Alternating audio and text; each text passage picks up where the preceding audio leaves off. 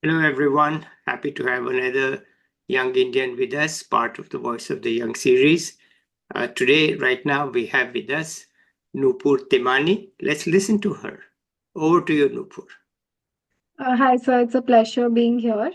So, something that has been on my mind today is like, are we doing the PhD for the right reasons? So, I'm currently doing my master's at LSE. So, I've always been motivated to do PhD, but then talking to some people today, I realized, am I actually doing PhD for the right reason? So, this is something which has been on my mind and it's still bothering me. I've got offers from a couple of places, but I just feel like is there always a right way when you choose what to go ahead with, or you should just choose the path and that will lead you to it? So, yeah, that is something I really want to understand, or I don't know, I just want people to understand so that I've talked to a couple of students and like I have my juniors also, so we're really confused as to what to do because economics has such a new feel like obviously it's such an important part of all of our lives, but in India if you see the importance which is being given to economics is so new. As such, like people have started to understand, okay, economics as a career is viable, it has a lot of scope. But then previously it was not seen that way. It was like, okay, just because you don't get into engineering or you don't get into medicals, you just take humanities as a alternate path, and that was being looked down upon. You don't get enough grades, just go to humanities. But then now economics is being looked up to, and I see a lot of students who are interested in doing masters and who are interested in doing PhD. But I just don't understand, how do you take the leap that okay, you're very sure that you want to do your PhD. Okay, you're So asking me, or you are going to tell us about it? I want to know your opinion. Like, what do you think? Okay, well, the world has changed from my time. Okay, and but some things remain the same. And one thing that has remained the same is that doing a PhD is very tough. Okay. So You have to be ready to do ups and downs of the PhD. It's hard. It is because you are no longer in a group, you are no longer in a class, you are just by yourself. Yeah, there are fellow students, but each student is on their own path. So there is that inevitable up and down and hard work. So if you are ready for several years of first you have to be ready for low paid several years of hard work with ups and downs, including right. possibly some mental issues, because these days I hear so often from young people that there are mental issues. In our time it was unknown. Okay, yes, people did suffer, but they didn't use the term mental health. They just That's said, hey, I'm not feeling good. But anyway, what I'm saying is that it's not an easy thing to do, especially if you go to any place. Actually, you need to be tough to be able to handle it. So you have to first make that decision. Am I that tough? And then you have to ask the opportunity cost question. Obviously, that I have 4 years of low paid work or 5 years of low paid work, and I could be making good money and having a not so hard life. While live from hand to mouth and be stuck here and there. So I think that is a key way of framing it. That am I prepared to give up? I can get a comfortable job right now, a respectable, comfortable job with a career. That is possible in today's world with a master's, certainly from LSE. Okay. No issue about it. It opens doors. Okay. Doesn't open all doors, but it opens many doors. So then the real question is, why give up this relatively easier path? So for some people, it's just that, look, I have to be an academic. It's in me. It's born in me. I am a professor type. Okay. I am one of those. Okay. So then you can't help yourself. Okay. It's got to be that way. Right. So if you are that way, you know it, and then there's no question in your mind. But if you're not that way, then it's a choice. Mhm. And the choice is, apart from comfort and all that, the issue is that, what kind of a career do you want? Now, a PhD shuts out certain careers. Corporations and others tend not to like you because A, you're too old and you are not moldable by them. Because you come with your own ideas and your own expertise and all, and they may say, we just need younger people. We can exploit them for the next 3 or 4 years, make them work hard and mold them in our mold. Whereas you come with a PhD, you're older, you are less likely to be moldable. So you are basically shut out from there, but it opens the door to research type, academic type thinking, think tanks, governments, and basically that's it in terms of your work, international organizations, if you're aiming there. It's Yeah, tough to get in without a PhD. that's true. And it's tough to get in even with a PhD. True. It's very tough to get in because the world is very competitive. So it really also matters what kind of work. There are plenty of people I have met, talked to who have master's degree, and they're working for think tanks and they do perfectly good work. But if you want to produce a think type paper, then you do need that PhD. So Right. you have to really take a look at yourself and say, these are the issues I would face. Got it. I would face. I would certainly agree with some of the points you did mention, and I would like to disagree on some of the points as well.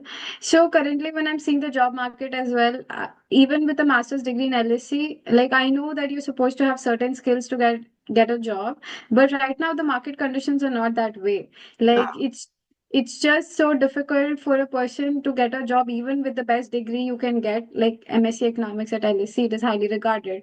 Let it be in other universities as well, but currently that's not how it is, and I truly believe that I'm interested in working in IMF. Like I see myself working for international organizations, and eventually I want to go back to India. That's my like goal. I want to work in RBI.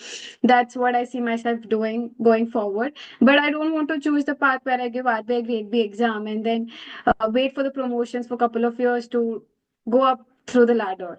I would rather prefer studying, gaining knowledge, and then working in my country. So what I'm seeing right now is, yeah, I think the academic route is pretty clear that you should be ready to get a low paid job for a couple of years, the opportunity cost. But I did receive an offer from a place where you're getting paid well. Like like how much I could save in a job, I'm actually saving up while doing a PhD as well. It's a fully funded PhD, and it's a PhD in a think tank. So I'm getting to work on a research projects, like, and it's for the government as well, the German government as well, and then I'll be part of the forecasting group and everything. So it just makes me wonder as to, I'm getting what I want to work in the industry as well. It'll give me the experience, and then at the same time I can do my PhD, which I really wanted to do. So I think there is a way around. And currently, we just see things, and that is what I've seen with a lot of people as well. They just see, okay, if you want to do a PhD just because you want to get into academia, that's not necessarily true, because it does open up a lot of options. It does close a lot of options, but then people are not aware that it does open a lot of options as well. Because I've seen people compromise on their job aspects. They just choose a job just because they want to get into the market, and then it takes them several years to just climb up the ladder. And it's not even about the ladder, it's about them taking a job which they're not happy about for the wrong reasons. And then at the end, are they really satisfied with what they're doing? So that is all my question, because the way PhD has been structured nowadays, even with the great institutes in the world, I don't think people are really happy doing what they're doing. Like I see several PhD students who are not happy with the lifestyle choices, some regretting, like, why did we actually take this up? So I just feel inherently people do not know the right way to get into some field. Let it be a job market, let it be a PhD market. I just feel we've been trained in a very different way. I think it's our thinking which needs to change, because there are several people who have not studied and done well, great in their life. But there are people who've actually studied a lot and also have achieved a lot in their life.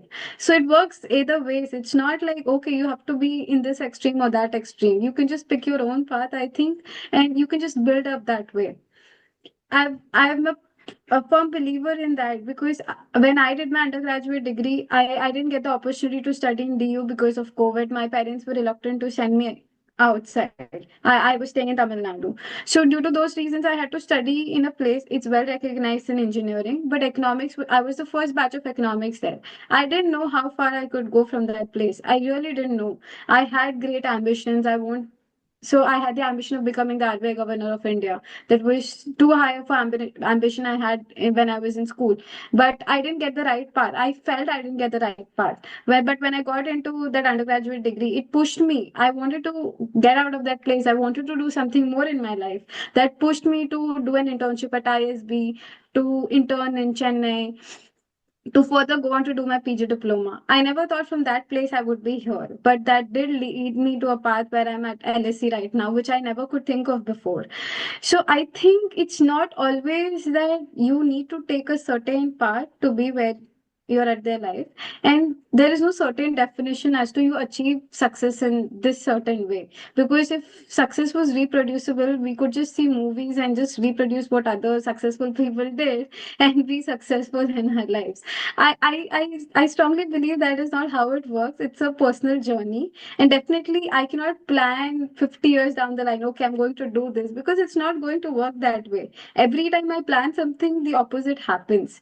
So I just think, like, it's just the flow of the life, and sometimes we just need to accept things the way they are.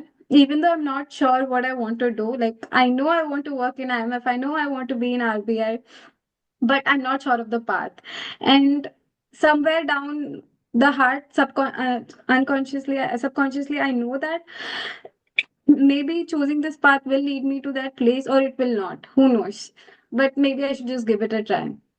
Well, you sound like you are going to do a PhD. It sounds like that to me.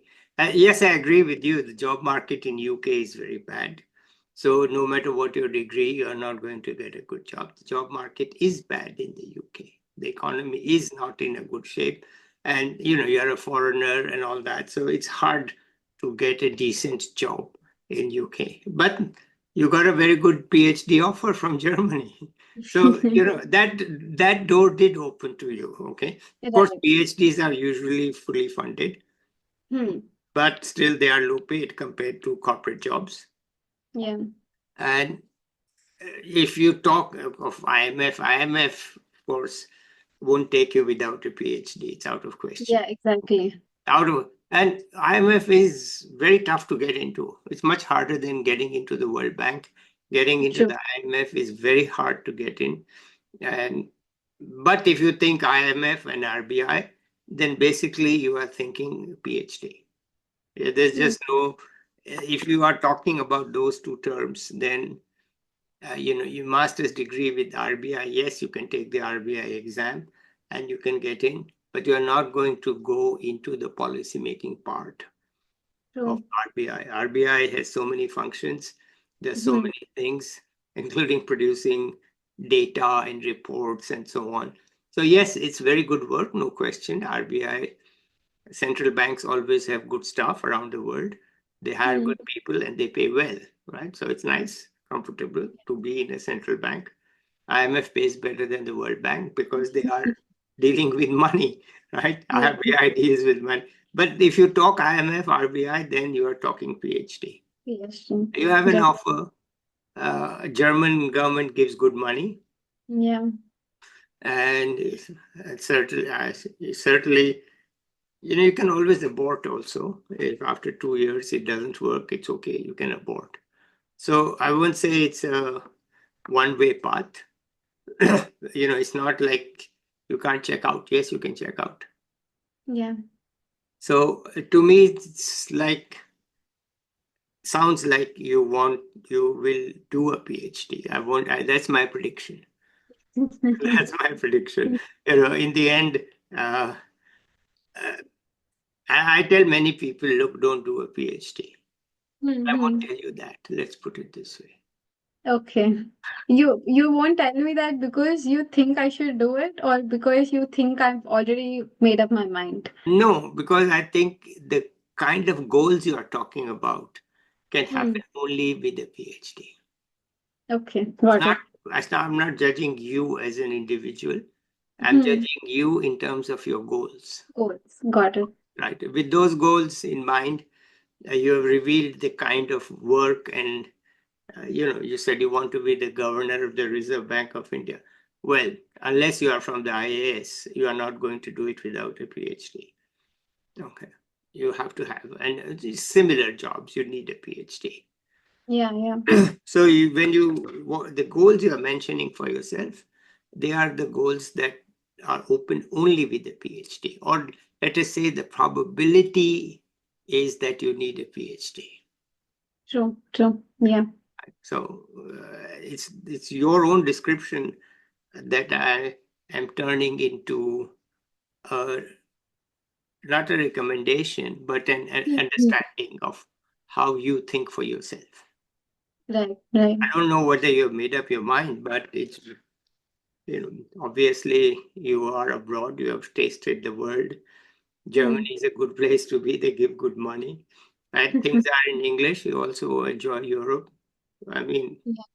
unless you have some personal reason to not do it, I think Mm-hmm. there are many people doing PhDs in Germany and enjoying it. So it's a Yeah, noble place. true, That's true. what that's what I would say. So I won't know whether it's a right way or a wrong way, but Mm-hmm. my approach is to ask, to let people talk and see what they really are saying, Yeah. and then say, okay, fine. I tell many people, look, don't waste your time. There's plenty of good jobs with the master's degree, Mm-hmm. satisfying and well paid and respected. Hmm. And why the heck are you wasting your time on Hmm. this? Because it is hard work in the end. It is very hard work. It is not True. a simple matter. It takes hours and hours every day. And Hmm. some people say, I can't handle that. And they're willing to work that many hours in a corporate job, but they don't want, because there you are told what to do. You have this work, get it done. Okay, fine. But here you are struggling to find even your own path. That's, anyway, I think I've said enough. So let's Got it. continue. Yeah. Let's continue. Right. I totally agree what you said. And yeah, I feel the goals I have decided. I think definitely I should be pursuing that path. I think somewhere that is the reason I did apply, even though I was not quite sure. And yeah, I think maybe it'll be the right path, maybe not. I still have the option to drop out. I still feel like I'm still young. I'm 21 years old right now. I think I'm at a good position. Even if I decide not to take a PhD, I can maybe try like what I want to do further with my life. Okay, tell So, us about how you got here. I mean, I'm sure other, this is one part of your future, but I think others, younger people, would be interested in your path. How did you get here? A lot of that people are interested. So maybe talk about that a bit. sure. So, I had nothing to do with economics up until my 10th standard. So, when my 11th started, there was a subject economics. I didn't even know what it was about. It was just part of the curriculum. And then my teacher, the first class, he started with the definition of economics. He was teaching us for 2 hours, like just the definition by Lionel Robbins. He was like, the wants and the needs of the society. And then I was like, why is he so persistent on teaching us the definition for 2 hours? And he's like, if you understand this, this is what economics is. You need to understand the needs which a society has and the wants, how they're able to fulfill that, and the scarcity which is there in the world. So it's just the overplay between the abundance and the scarcity in the world, which is just happening, and you have to make policies to make the efficient allocation. So that was something which made me really think about the actual implications of economics, like how it is related to the everyday world we are in. And then one day I was listening to my dad talk to one. So my dad is a businessman. He got a call from someone else, and they were saying there's someone in the market who reduced the price by 50 paise. I was like, how does that make sense? Like, okay, even if it's just 50 paise, why are you so worried about that? Because he was like, all the customers will go to him. It's just per meter he has reduced 50 paise, so thousands of meters. So everyone will definitely prefer to go there. And then I was like, I think I've heard of this concept. It's perfect competition because all of them are selling the same product. And just because one person has driven down the price, everyone else is going there. And that is when I realized, oh, a concept like perfect competition, which I've learned in economics, is actually coming into play. So that really interested me. I was like, everything which we learn, we can connect it to the real world. So it was my teacher in high school who really inspired me to go ahead with doing economics. And he really taught us well. Like, he really wanted us to understand the concepts rather than scoring well. I think that was his motive, and that is what inspired me to take economics as a subject. Until then, I was not sure of what I really wanted to do. And then after that, because of him, I got into this field. I actually did score a centum in economics in the CBSE board. It was all due to my professor's teaching. Then COVID happened. I really wanted to go to DU, one of the DU universities, because it's a place to be if you want to do economics. But my dad was strictly against it because it was COVID. He was not sure what is going to happen. And he's like, I'm not sending you so far away. We are in Tamil Nadu, and the conditions were pretty bad. That is when the COVID actually hit. And then I just got so disappointed. I'm like, okay, I don't see myself doing anything after that. Like, it just felt like an end to me. That's how I over glorified everything. Oh, that's it, I don't have any options left, I'm doomed. Because all my friends were going to Bangalore, all my friends were going somewhere else, and at that age you feel like, oh, just because they're going, even I have to go. If I just stay in a small town, what will people say? They'll be like, oh, you didn't go anywhere, they look down upon you. So that is exactly what happened to me. I had to enroll. So the only option my dad gave me was Erode or Coimbatore. So I obviously chose Coimbatore because it had better university places to study at. Not that great for economics, but still. My sister was living there as well. So then I had got to know about Bharathiar University. I joined Kumaraguru College, I was the first batch of B Economics. I was just so disappointed that okay, this is the end, because I went to my school for the reunion thing and everyone was like, where do you study? When I mentioned, they were like, oh, you're just studying in a place we don't even recognize. And they were studying in Christ and Jain universities and other places. So that time I was like, okay, I don't see my career going anywhere. But I always had the dream to study in LSC. Like, it was my dream to be in LSC for doing my bachelor's. But then unfortunately I couldn't. But I did get introduced to a lot of things in Bharatiya University, like in Kumaraguru College. So they had this research action lab, so where I got the opportunity to get into research. So until that, I didn't actually know what research is, and I was like, how is that relevant to my life? And then there was this research lab in my college, which was for engineering students. But the research mentor over there, he was like, you should definitely do it in economics. You have a really high scope. He asked me this one question: what do you want to do in your life? I was like, with economics. I was like, I want to become the RBI governor. That is what I dream myself. And then he said me that I've heard people say they want to do IAS, they want to do other things, but I've not heard anyone say this. So that is what made him. Then he was like, you should definitely come and do research here. And then he started with the basic fundamentals. He taught me research is so fundamental in your life, because without that you can't do anything. He was like, research is required at every aspect of your life. He made me realize the importance of research since my undergraduate degree. And I started to work on a paper called Welfare Economics of Price Discrimination, where I wanted to understand what are the welfare effects of price discrimination through market players and through government as well.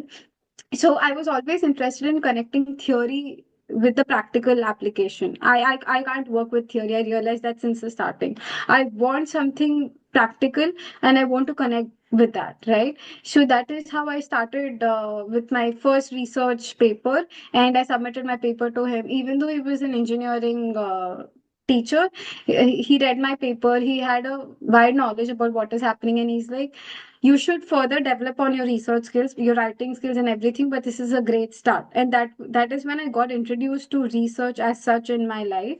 And I think that was a starting point where I understood, okay, this is where I want to go in my life, because I found a hope where I thought it's just everything is gone. Research gave me a path, and then I became the mentor of Research Action Lab in my college. I had mentored a couple of students with the help of other faculties as well. I try to engage with the faculties. I try to ask them, how can I develop my research? How do I write better papers? What are the other things I could do? Then I got the opportunity to meet Dr. C. Rangarajan and Dr. Raghuram Rajan sir. So one of my professor heard my speeches, and then he was like, "Oh, you want to become the RBI governor? You should definitely meet Dr. C. Rangarajan. He's an inspiration." So he arranged a meeting. He was like, "You should definitely send him a mail." So Dr. C. Rangarajan was like, "You're too young to meet me. Maybe we should meet when you're a PhD scholar." That time I was very naive. I was like, "No, sir, I really want to meet you. Just let me meet you for an hour." And like I repeatedly I kept emailing him, and after a point I think he was like, "Oh, she's not going to leave until I meet her." And then he had to just budge in. He was like, "Okay, sure, you can come meet me." At the same time, Dr. Raghuram Rajan sir was also delivering a speech in Chennai. So when I just called up my dad, I was like, "Oh, I'm going to meet Dr. C. Rangarajan and Raghuram Rajan sir. Would you come with me?" He was so happy. He was like, "Oh, you're going to meet the RBI governors and you're calling me." I'm like, "Yeah, I want to go with you." Then we went to Chennai, and then I met him. I was really, really young that time. Like I think I was just 17 or 18. So that time I was just such a child in front of him. I was asking him questions. So what should I do? Where should I study? I was so enthusiastic. And then he told me one thing you should always remember in life, you should take up maths. Like you should never leave maths, and you should do your master's, then you should do your PhD. That is where you should see your life progressing too. And talking with sir, like just seeing sir inspired me in so many ways, because even at that age, so he was the first to come into the office. Like everybody used to come around 10, but he was 9 a.m. sharp to the office, even at that age. That's just commendable. Like he recently had, he also had a lot of health issues at that time, but he made sure that he was on time. And then he really inspired me to take up economics as a career. And seeing him that day, I was like, I really want to contribute value to the economy. And seeing a person like him definitely inspired me in many ways. Uh-huh. And then I went on to sing Dr. Agram Rajan sir's lecture also. In that, I also asked him a question about national education policy. It was really inspiring. But sir had to immediately leave to Chicago. He had just come for 3 hours for the whole speech organized by Tamil Nadu government. So that was a significant moment in my life, because it made my dad realize that I'm really passionate about doing economics, because we're from a business family background. He like in my family, they everyone just does business. Like either they're CA or they've gone into doing business. Nobody's taken up economics. So my dad also got motivated. Okay, she really wants to do something with her life, and that was like, okay, here is where I start. So when I was talking to sir, I did ask him what was the research I could work on. I really wanted to work on financial inclusion, and since sir had headed the committee in 2005, the first committee, so sir did tell me you should go to a place, you should do a research like a tribal area. So near Coimbatore, I had gone to Gondi Nagar. I took some of my friends. We started a financial inclusion study. I wanted to understand why the tribal area, despite having close proximity to financial institutions, was not accessing financial services. So I did a survey. Methodologically, it was not correct, because that time I didn't know any research methodologies, but I did manage to complete a survey where 126 household. I had a proper questionnaire developed. I had showed it to my professor. She had seen it, and then I had completed the financial inclusion study. I'd sent the paper to sir. He gave his review. So in that path, I started doing many internships. I got the opportunity to work in ISB for the Prime Minister's office. So there was a project given to IAS officers. So that was one project I had worked on. Then I went to Chennai in working in Madras Institute of Development Studies. So after once research got introduced in my life, slowly so many paths opened up. I started mentoring, I started going to research projects, I started doing so many things which I never thought I would do. And then that was it. That is what set my career path. And then I got to know about Meghnad Academy. I joined Meghnad Academy of Economics for doing my PG diploma.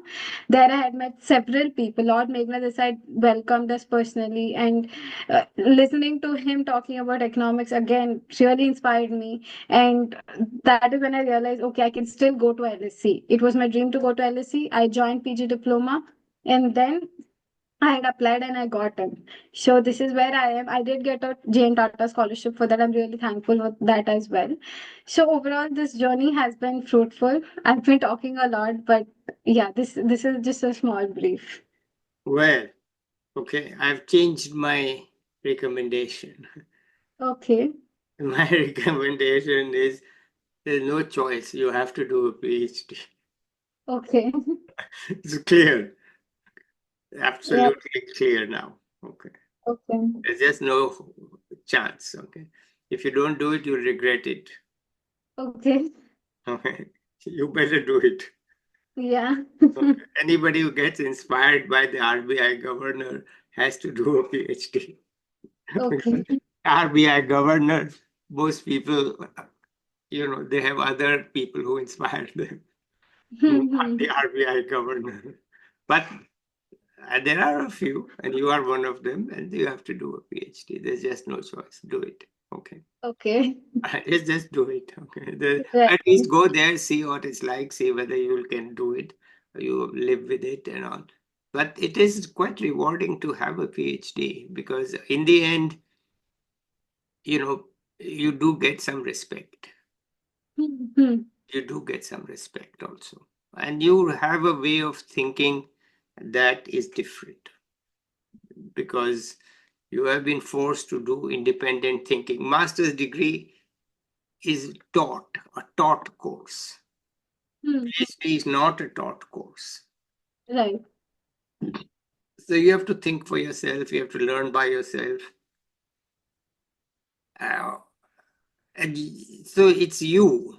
The PhD is you. Master's degree is a degree from the teacher. PhD is you. So I think there's no choice here. You have to do it. Okay. That's and congratulations. I mean, it's a great story to listen to. It's very Thanks. inspiring, actually, that there are. I mean, you're validating my concept of this channel. That look, the concept is that the young people in India are pretty damn good, and young people, as Indian society doesn't give them a chance to talk, and it showed. And so I said, okay, I'll do it. Let's see whether my hunch is right. The hunch you've just proved it's right. Even though COVID got you down and you were in a small town, people don't know all about anything about it. And yet here you are. Okay. So obviously, yeah, and one thing is that has come to me is that hardworking young people in India still are able to get good teachers. That's true. That's You totally know, true. I this am where I am today because of my teachers. Like without my mentors, I don't think No, I I would be. heard you. I heard you. I heard you. What I'm saying is, but this is not true in all parts of India. True. Okay? Hmm. Now, if you have heard stories from Bihar, Hmm. nobody cares about the students. They don't even hold, the university doesn't even hold the exam on time, meaning exam is 6 months late. So you cannot finish your degree in time because everything is running 6 months late, 9 months late, and you are just wasting your time because there's Right. no, and their website is not updated for 2 years of the university. So it's not true everywhere, but in many places it's true. And people say, yeah, I went to talk to my teacher, or teacher inspired me, or I talked to my professor, and professor told me. So we are still very lucky in India that we have not everybody, but there are professors you can meet who can help you. And the reason it's very important is that the parents aren't used to today's India. Hmm. Hmm. Hmm. I mean, we grew up in a different world. Right. And most of the parents, they're busy, they're earning money, they got a job. They haven't really understood what changes have happened that are important for young people. Hmm. Hmm. Hmm. So if they give you any guidance, it is based on 1,000-year-old habits and practices, or maybe 50-year-old or something like that. But they're not looking at today's India and the future India because they learn to do WhatsApp and something like that. But that's about it, This is the rest of it is okay. You get the information digitally, you make some digital payments, but that's all superficial. Okay, Hmm. just the same things being done digitally. It's nothing new in there. Okay. But for young people, life is very different today, as you rightly said. That economics was considered a loser, and today it's not. That is not clear to most people who are 50 years old because it wasn't there in their time. As So, you, as you said, losers took economics. So I think why take economics? Why not just do CA if you or MBA, right? Maybe MBA because so anyway, let me not talk more. So this is I'm speaking on behalf of the older generation. They didn't grow up. What is this internship? We had no internships. Or true, what is it? And you could there were no internships at all. And anyway, let me not take the time to talk. Let's listen to you. Anything more you want to add? Uh, I just like it's just like a concluding thing. I do agree that parents, like my parents specifically, they're actually old. So my father is 60 years old. My mom is also 59. So it was very difficult. I'm the fourth child, so it was very difficult for them to understand because I was relatively really young. So for them to understand what I'm actually doing, because I was doing so many things and it was so difficult for them to understand. Initially, my dad was just worried that she just wants to go here. She has so many dreams, like he was just scared for me. But once he actually understood, he really saw me working hard. I think it was because of him and my mom. Like my family has been so supportive of me, let alone anyone else. Like people were doubting, okay, with this, where am I actually going?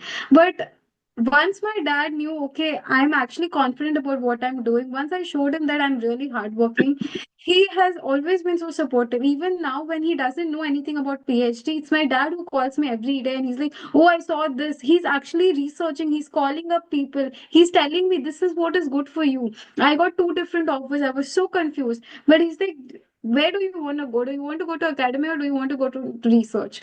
So I've seen this person evolve into someone who doesn't care about studies at all, who's just a businessman interested in business. But today he's come so far because he feels I can do it. I see this with a lot of parents. Like if we younger generation also, if we show them that we are really hardworking, I understand the way we think is quite different. But I think we also need to change our thinking. We just feel the way we are doing things is the right way. I don't think that, because if we are connected to our roots and if we go with the values which our parents or our grandparents hold, I think that will definitely take us to a path where we'll be happier. I'm not saying we'll be successful, but I think that will give us content and satisfaction later on in our life. So I do know a lot of people. I know that they've been going through a lot. They don't get the support, the family support. But I have seen a lot of people, even after getting the support, they're not quite content with that. I think we, as younger generation also, we should also learn to accept that what others, like even the older generation, what they're saying is not wrong. Even though they've not been exposed to what we are getting today, their experience is something which we cannot replicate. Their experience speaks, and with that experience, I think we can go ahead more in our life rather than not just listening to them. Because even though new ways may come, new technology may come, but nothing can replace what they have learned in their life, their level of maturity. I don't think even going ahead, when I grow up in my life, I'll have the same level of thinking or maturity or the selflessness which my parents had. And I think this is an important message which everyone else needs to understand, that it's not us doing things the right way, it's just us innovating what our parents, what our grandparents had done. And I don't think we're better than them, we will never be.